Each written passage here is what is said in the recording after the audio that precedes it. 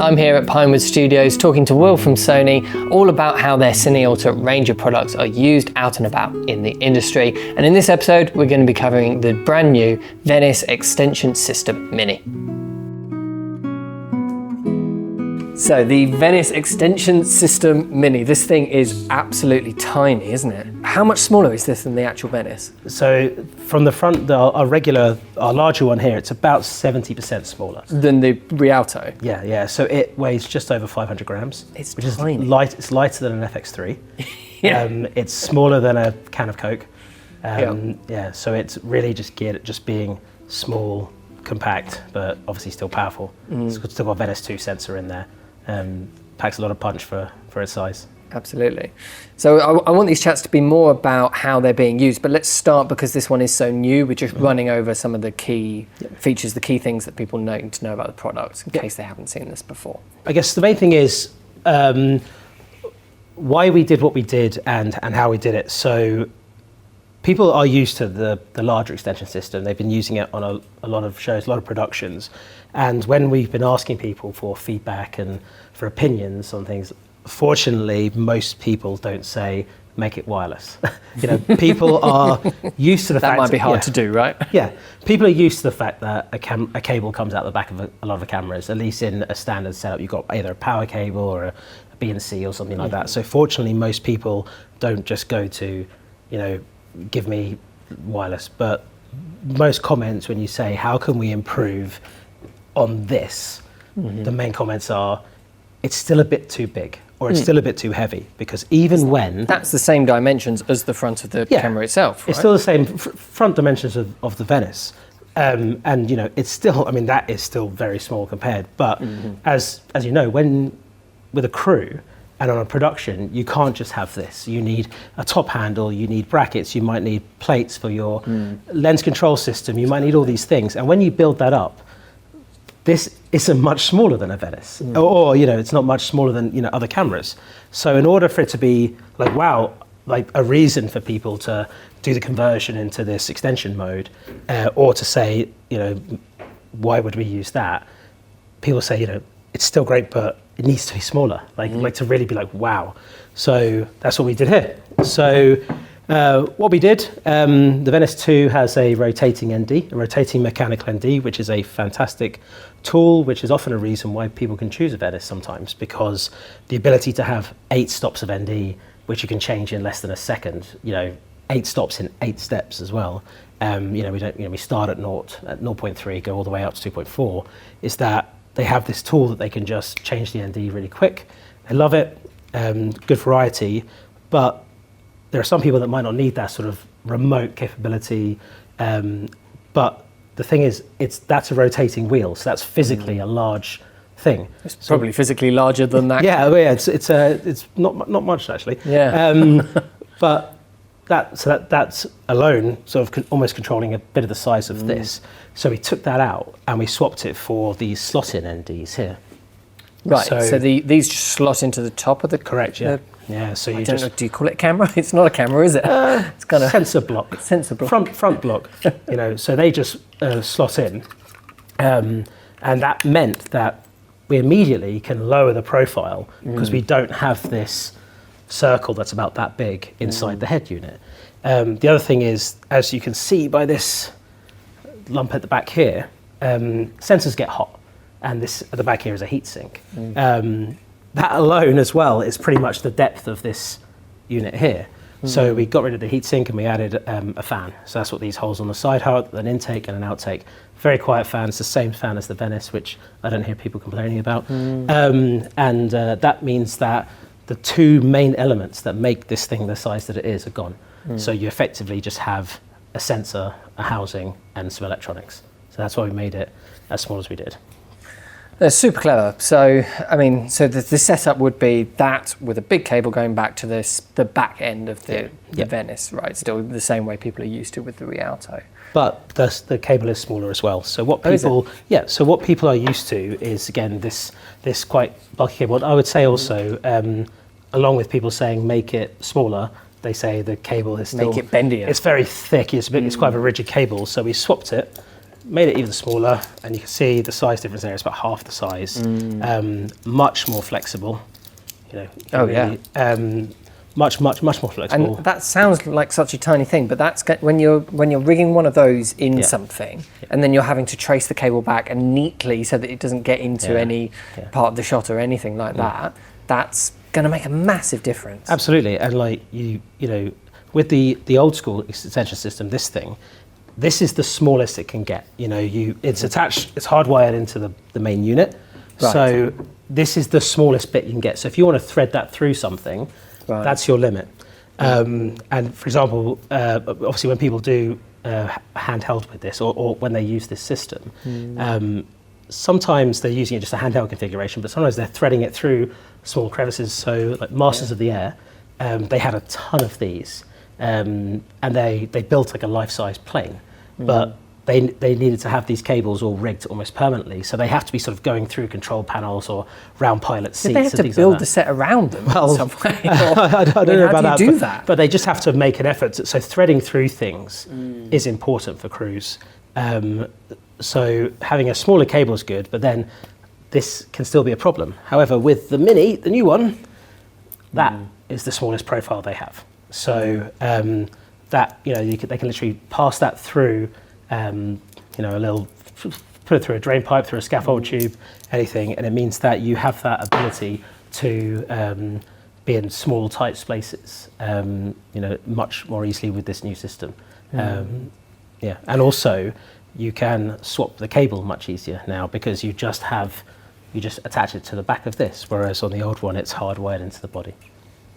That makes sense. Yeah. That makes sense. And also you can swap the camera out without getting rid of your whole cable run. Exactly. Whereas that one, it's hardwired in. Exactly, yeah. So obviously this hasn't started properly shipping into end users just yet, but you must have been having conversations with people since the announcement. How's the reaction been to this? What are people excited to do with this? Absolutely. So while it hasn't officially been released yet, as you say, we've been putting it on some productions, giving some cinematographers sort of first-hand use of it, early access to it, to get impressions and things like that, and it's all been incredibly positive. Even people that traditionally were not Sony shooters or Venice shooters. So the main thing is just lightweight and portable. So it enables a lot of filmmakers to do shots that they can't normally do, or it also gets them excited about opening up the thought about what can I do with this? Because if, say, they have a really, really tight scene, that might mean that they would have to go to a much smaller camera, say, keeping the Sony world, say like an FX3 or something. Sure. And some filmmakers might just say, I'm not going to do that. So I'm just not going to do that scene. And that's a shame. Whereas what we've done here is we've given them a tool which enables them to just be as creative as they want while still maintaining that maximum quality. Because usually, if you need to be smaller, more mobile, faster, you're usually making a camera sacrifice. We see all the time people say the Venice is the main camera, but we pop down with the FX3 for the motorbike shot or something like that. And and that's because you can't necessarily put the Venice on the whatever, but now you can, because at the end of that cable is a Venice. So the main thing is people getting really excited about handheld. The camera weighs 500 grams. Obviously, you put a cage, put a lens on, you build it up a bit, it's going to weigh more, but your base is so light already. I'd rather than say 2 kilos with the bigger one. So immediately people are just getting excited about this handheld run and gun sort of thing. Just using it on your shoulder, I guess. I mean, yeah. if you're faced with the choice of having that on your shoulder all day or a Venice on your shoulder each day, which are you going to pick? Exactly, that's the thing. Is people are realizing, well, they're just more comfortable shooting. So, like, speaking to Kate Reed, who shot our promo film for it, and she was saying she likes it that she can just hold it like a medium format stills camera almost, like just like that, and it's just comfortable. You can do it pretty much all day, even without an easy rig, maybe, and you're just comfortable, and it suddenly means that if they want to just go a bit freestyle, they're doing it with something that's so light, but it's still that end quality. And the small cameras have got so good now that is a way that everyone is used to working. Everyone's shot like that with an FX3 or a similar sort of style small camera. But to be able to do that with the absolute flagship, top of the line, best Sony make cinema camera is pretty incredible. Yeah, and even though you can almost grade anything to look like anything.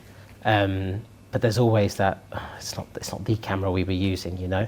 And sometimes, say, if there's sensor speed differences and whatever, you know, people might be able to, the eagle-eyed people might be able to be like, oh, that was the FX3 shot, whatever. But even though, like, they're all fantastic quality cameras, but this means that providing there isn't an issue with having the cable, they don't have to make that sacrifice. So with the Mini, you don't have to make a camera sacrifice for mobility or lightweight, basically. Okay, so we mentioned handheld and fitting into sets like cockpits or spaceships or anything like that. Yeah. Are there any other styles of work which this immediately lends itself straight to? Yeah, absolutely. So vehicle work, car, motorbike, things like that. Even like what we're seeing here behind us here. Yeah, so that was shot with a Mini extension. Especially with things like race cars and things like that, they're very limited by what you can put in the vehicle because, you know, if you have a large cinema camera and it comes loose at high speed, then there's always a problem, even though people rig it fantastically. Whereas people have no worries with a GoPro or something like that. Sure.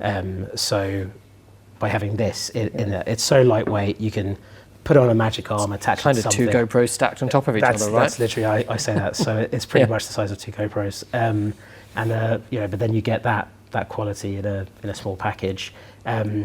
Motorbikes as well, planes as well. Planes are very limited by the weight of things they can have, like stunt planes and things like that. So that means a lot of planes wouldn't allow you to, say, have a Venice on the end of the wing, but you could easily have that on the end of the wing, no problem. Another use is like POV. So traditionally, people, when they do POV cameras, they sort of have something in front of their face, and it might be sort of like a still style camera, like an FX3 or something, which can be still quite big and bulky, but then they're still dropping down in quality compared to, say, their Venice. They're not going to put a Venice on their face. And people have put people have put a regular extension on there. Though, if they put that in front of their face. It's so big, but this, you could put a magic arm or an arm just there, and then you've got that really lightweight option to basically have a Venice as a POV, basically. So there's obviously a huge amount of potential for more stylized and those sort of extreme shots. Have you had any feedback from filmmakers about just ordinary sort of location work? Because quite often when you're on location, in a real location, you want to get a shot from one particular angle, but you're not on a stage here in Pinewood. You can't remove a wall to get your Venice there and that kind of thing. Whereas with this, I imagine, if you're in a real kitchen, getting it round in front of the cooker and all that kind of stuff, it's just so much. It seems like even the much more traditional styles of filmmaking would benefit from this as well. So that's actually one of the benefits even with the regular extension system, because when you have a regular cinema camera, you have the lens, the camera body, and then you've got transmitters, batteries, and so what that means is that from the back of your camera, or the back, as far back as you're going to go, say to the onboard battery, to the sensor, can be 35, 40 centimeters. And that immediately means you're quite limited by how far you can go back. Whereas when you're using the extension system, either the Mini one or that one, the back of your camera is somewhere else. So that's literally the back of there. So you can put that against the wall, which means your sensor is 1.5 inches away from the wall. That means you can be smaller, much more intimate. So for example, again, with our promo film with Kate Reed, it was about a Soyuz capsule, and the directors decided to, when they built the Soyuz capsule, they just built a complete circle, with a small entry for people to walk in. But what they would have done previously with traditional filmmaking is you just have it in half and you would shoot that way. There's no problem at all. But this meant that it could be the enclosed space that it would be life size, and the camera can be right up against the back wall. No issue, which meant that for the actor it's much better. Allows you to film in much more realistic locations rather than people saying that shot would be great, but the trouble is this wall behind me, so we need to remove the wall. And people do sometimes build entire sets because they're restricted by a wall. There's a famous scene in Top Gun Maverick when Tom Cruise is looking at the picture on the wall, and that's down a corridor, real corridor in a real place. And they're not going to go remove that wall in that real place. So they use the extension for that. When that there's no need for that in terms of, say, they're not handheld or anything like that, but they needed the sensor to be that far away from the wall. That's the reason how you can do it. Just small, tight spaces, lightweight, it's perfect.